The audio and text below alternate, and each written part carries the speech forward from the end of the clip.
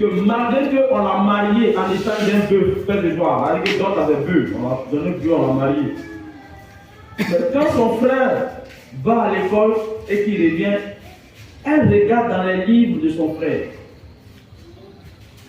Et elle a commencé par apprendre en cachette. Et un jour, elle était assise. Et il y a des missionnaires américains qui sont venus en Zimbabwe. Et il y a une femme missionnaire qui l'a vu qui dit, mais femme, pourquoi tu es assise là? Pourquoi tu es pensif? Quel est ton rêve? Et elle a commencé à pleurer des larmes. La femme lui demande, mais pourquoi tu pleures? Elle dit, est-ce que moi, une femme zimbabwéenne, je peux avoir aussi un rêve? Moi, même si j'avais un rêve, je sais que je ne pourrais pas le réaliser parce que mon rêve, c'était d'aller à l'école, avoir des diplômes et devenir une grande dame dans la société pour aider mes soeurs. Et la femme lui demande, mais qu'est-ce que tu veux? Elle dit, je veux vraiment avoir le bac et puis vraiment si je peux aller étudier à l'étranger. Et c'est comme ça, les missionnaires ont commencé par aider cette femme par des cours de correspondance. Quand son mari a fait tous les travaux de la maison, qu'elle commence, tout le monde dort, c'est en ce moment qu'elle se réveille pour commencer par étudier. On lui envoie des cours, elle fait, on lui envoie des exercices, elle fait, jusqu'à ce qu'elle passe les examens en ligne. Et que cette femme arrive à réussir à avoir son bac avec une bourse pour aller aux États-Unis, paix de joie. Et quand elle a eu cette bourse, elle est allée aux États-Unis, elle a fait venir son mari là-bas, paix de joie.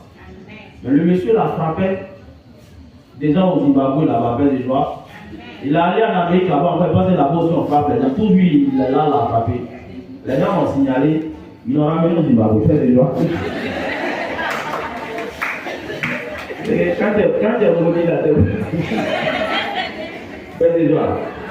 Parce qu'ils supportaient, parce que chez eux, c'est les hommes qui dominent, donc une femme qui a venu et puis il y a une situation bien.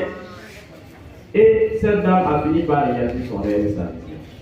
Elle est revenue dans son village, elle a construit une grande école, les filles ont commencé à aller à l'école, vraiment tout a commencé à aller pour elle. Je veux dire quoi? Quel que soit ton âge, n'abandonne pas ton rêve et ta vision. Tant que tu as envie, tu peux réaliser ce que tu as comme vision, comme rêve. Ne laisse pas le découragement, la perte de temps inutile t'empêcher de devenir ce que tu veux devenir. Il y a de l'espoir pour toi que Dieu, que tu sais, ouvre ton intelligence afin que tu puisses travailler honnêtement, tu puisses avoir de la joie dans le travail que tu fais, qu'il puisse te donner la sagesse de pouvoir épargner, qu'il puisse ouvrir tes yeux sur des zones d'investissement afin que ton argent, tu puisses le planter dans des affaires, dans des business qui peuvent te rapporter même quand tu dors. Amen.